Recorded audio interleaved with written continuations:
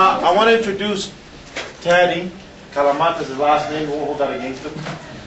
He's a former student. When did you graduate here? 2006. Okay, graduated 2006. A superb economics student. And you're taking economics down McGill, right? Yes. So he's taking economics at McGill.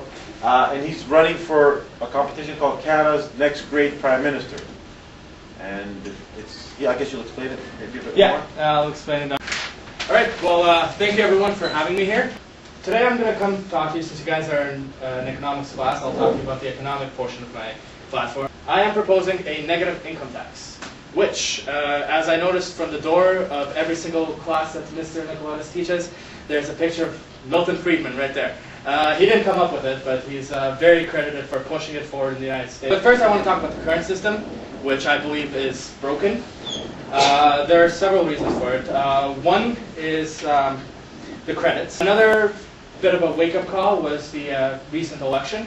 And if you look at the 2008 platform of the Conservative Party, a party that calls itself committed to low taxes, their biggest tax cut was 2% on diesel.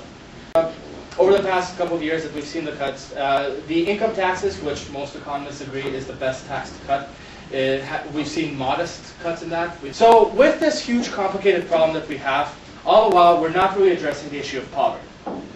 I mean, we have vast poverty numbers in Canada, and we have the huge problem of the welfare trap. Someone in Ontario, for example, if they're on welfare, they'll make about $8,400 or so a year. And if you get someone who's working and is making $9,600, which is the current exemption, they're not paying tax, but they're not receiving much government help either. So effectively, that second person has put in $9,600 worth of work effort to make $1,200 extra from what they would have made if they weren't on welfare. So the problem with that is, their tax rate is 87.5%. The rate is entirely progressive. If you actually draw out the curve of just the tax rate, I'll need to do it like that. So you've got, that's taxed as a percentage of income, that you're taxed at negative infinity percent if you're not making any money, because 7,500 over 0. And then it goes up, up, up. Here at 31,250, you pay 0 tax. And then as you approach infinite amount of dollars, you get taxed at 24%. This puts a decreased focus on the need for a high minimum wage, because you're giving people a guaranteed income, regardless of whether they're working or not. And therefore, you have a certain standard of living that you're putting into place, which is what the minimum wage was intended to do. You guys have done price floors. Yeah, so you've seen how the minimum wage actually prices some jobs out of the market. The minimum wage currently is provincially administered, so obviously I would have absolutely nothing to do with that. This could, in theory, also help create a couple of jobs.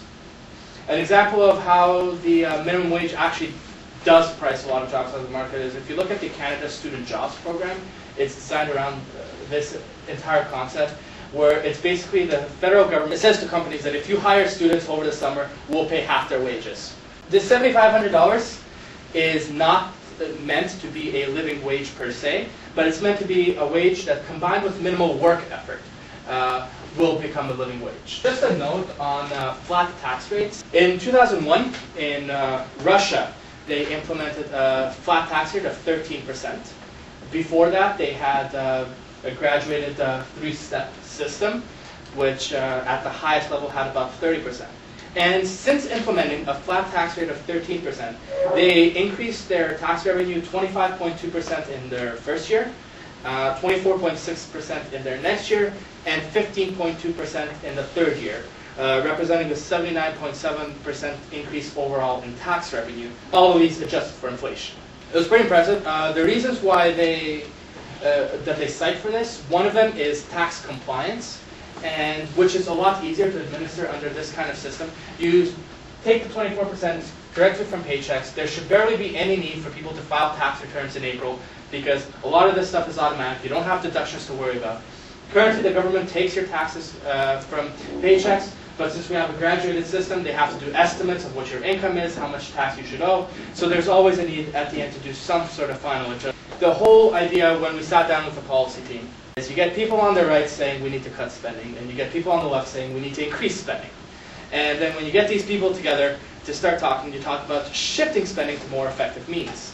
So that's kind of what I've tried to accomplish with here. It also paves the way going forward in terms of future tax cuts and future changes to the tax code.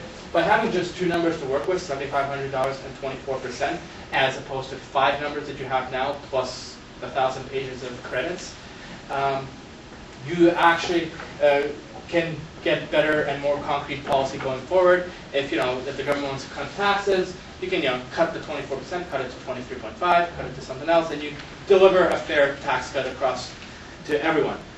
So that is all that I have prepared on there. Thank you very much, and I'll take any questions.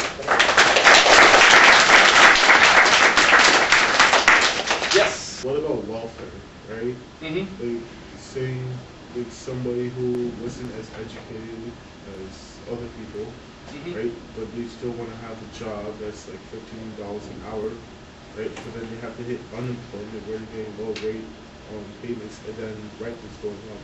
Why would you want to eliminate welfare? Pardon? Why would you want to eliminate welfare though? No, sorry, I didn't understand your previous scenario. Someone was making $15 an hour? Like $15 an hour, okay. Right? But then they have to go into unemployment, right? Right.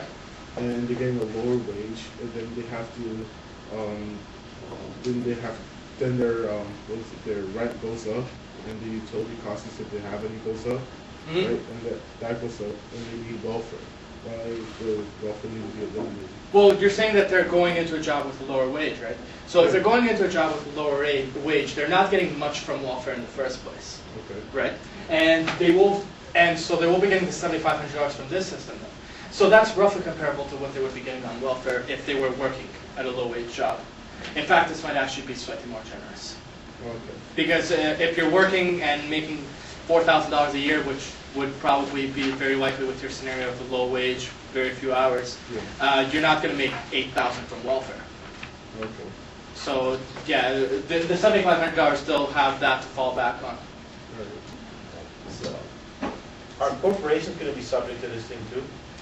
No, the corporate tax will not be subject to that. It's a different system. So this is just personal income tax? Yeah, these are all personal income taxes. So therefore, there's not going to be any need for exemptions with credits? No. Yes. So I have a question about the $7,500 per person.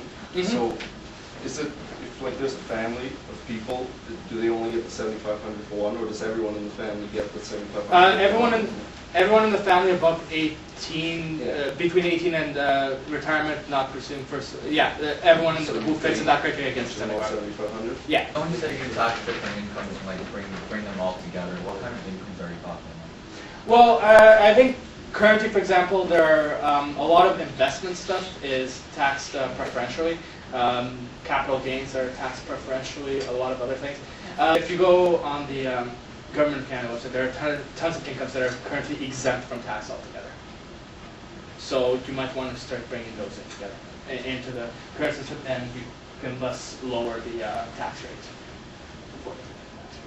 Do you think more people would be reporting? Because right now, a lot of people don't do income tax. So if you could actually work, get paid cash, nobody knows about it, you don't do any income tax. Would you think more people would declare income if they are assumed to be given more back?